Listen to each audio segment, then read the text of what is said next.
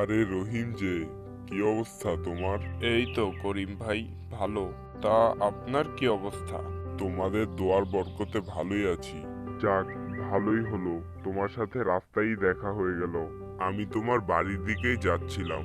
দেখা যেহেতু হয়েছে, তাহলে এখানেই বলে দিই, আর বাড়ি যাব না।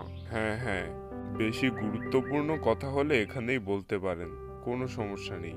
রহিম, তোমার ছেলে তো পড়াশোনা শেষ করেছে, তাই ওর জন্য একটা ভালো চাকরির সন্ধান আছে আমার কাছে। তুমি যদি বলো তাহলে আমি কথা বলে দেখতে পারি। আপনি যেহেতু বলেছেন তাহলে সেটা ভালোই হবে। আপনি কথা বলে দেখতে পারেন। তবে আর বলছি কি, 2 বেলা থাকা খাওয়া সহ 20,000 টাকা মাইনে। আপনি তাহলে কথা বলুন।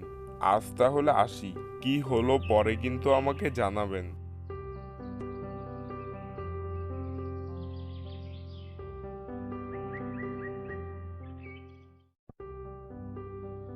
রাজু, তোর জন্য একটা সুখবর আছে।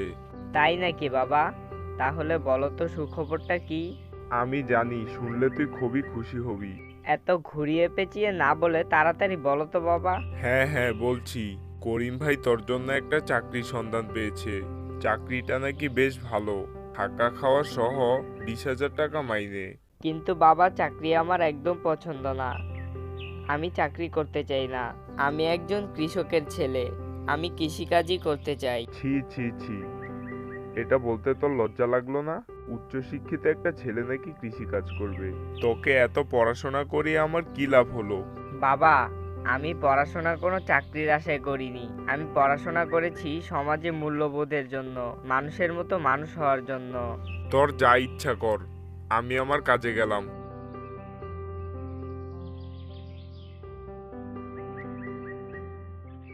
কিছুদিন পর রাজু তার নিজ বাড়িতে চালকুমড়ার চাষ করে। আস্তে আস্তে পুরো বাড়ি চালকুমড়া দিয়ে ভরে যায়। গ্রামে রাজুদের বাড়ি চালকুমড়ার বাড়ি নামে বেশ পরিচিত।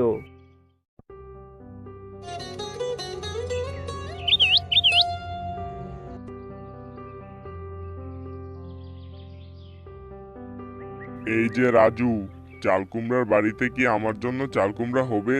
কেন হবে না করিম চাচা?